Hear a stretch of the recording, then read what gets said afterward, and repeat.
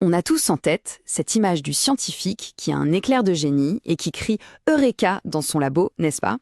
Sauf que la réalité, elle est bien plus organisée que ça. Derrière chaque grande avancée médicale, il n'y a pas de hasard. Il y a un plan, un vrai plan directeur. On voit le résultat final, bien sûr. Un nouveau traitement, un vaccin qui change la donne. Mais tout part d'où, exactement? Quelle est la toute première étincelle qui lance ce long voyage vers la découverte? Alors, contrairement à l'image qu'on s'en fait, tout ne démarre pas avec une éprouvette qui fume. Non, non. La toute première étape, le vrai point de départ, c'est un document. Un plan qui va guider absolument chaque décision, de l'idée initiale jusqu'à la conclusion. Et ce fameux plan, il a un nom, c'est le protocole de recherche clinique. Il faut vraiment l'imaginer comme les plans d'un architecte avant la construction d'un bâtiment.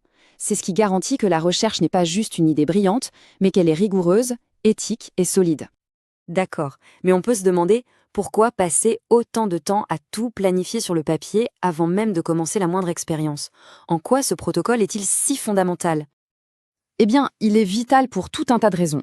D'abord, il assure la valeur scientifique, pour être sûr qu'on ne part pas dans tous les sens. Ensuite, il permet à des équipes, parfois gigantesques, de travailler ensemble sans accroc. Il y a aussi un point capital, l'éthique, le respect des participants.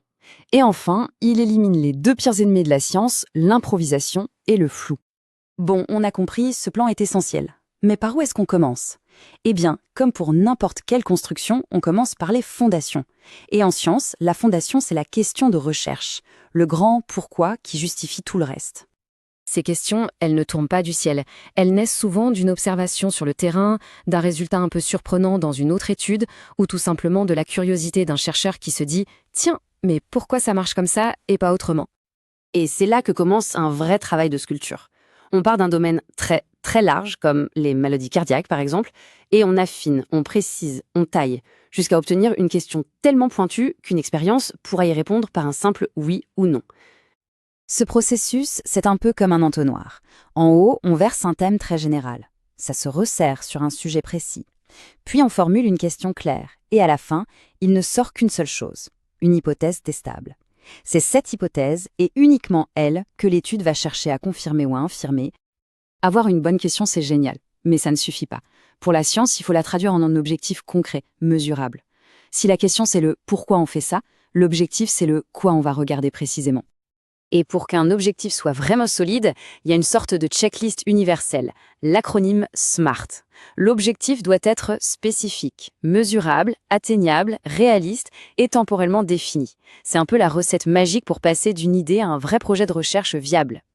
Et regardez la différence, c'est le jour et la nuit. D'un côté, on a une intention un peu vague. De l'autre, on a un plan d'action ultra précis. On sait qui on étudie, pendant combien de temps, et ce qu'on mesure pour savoir si ça a marché. Toute l'ambiguïté a été balayée. Alors, on a notre pourquoi, c'est la question. On a notre quoi, c'est l'objectif. Logiquement, il nous manque le comment. C'est maintenant qu'on sort la planche à dessin pour concevoir l'architecture même de l'expérience. Ce comment, c'est ce qu'on appelle le schéma d'étude. C'est le plan de match, la stratégie qu'on va adopter.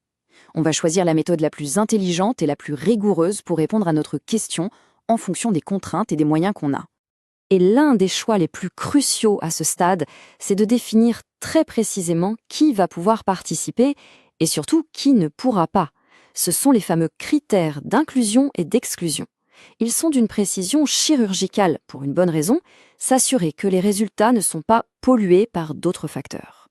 L'architecture de l'étude est prête. C'est bien beau sur le papier, mais maintenant il faut passer à l'action. Concrètement, qu'est-ce qui va se passer sur le terrain ? Et là, on arrive à la grande question, celle qui revient tout le temps, de combien de participants a-t-on besoin? Et je vous le dis tout de suite, la réponse n'est jamais le plus possible.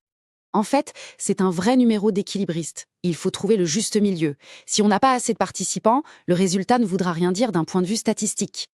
Mais si on en a trop, l'étude devient un monstre. Trop chère, trop longue, bref, irréalisable. Alors oui, derrière cette question, il y a des maths, avec des formules qui peuvent sembler un peu compliquées.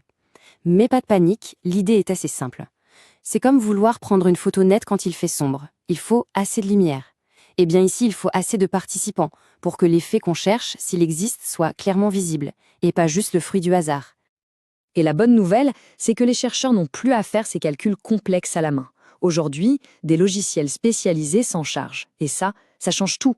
Ça rend la science plus robuste et ça évite de lancer des études qui seraient de toute façon vouées à l'échec par manque de puissance.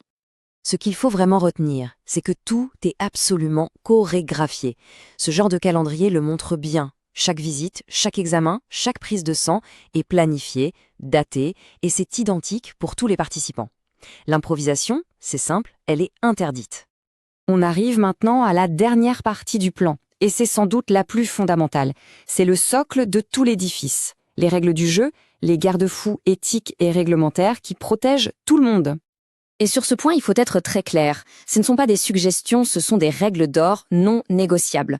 Aucune étude ne peut démarrer sans le feu vert d'un comité d'éthique. Chaque participant doit donner son consentement libre et éclairé, et sa sécurité reste la priorité numéro 1 du début à la fin. Parce qu'une découverte, aussi brillante soit-elle, ne vaut rien si elle se fait au détriment de l'humain.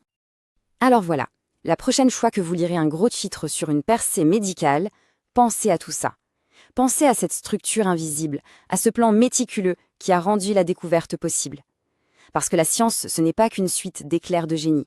C'est avant tout l'art de construire la connaissance, patiemment, brique par brique, en suivant un plan bien dessiné.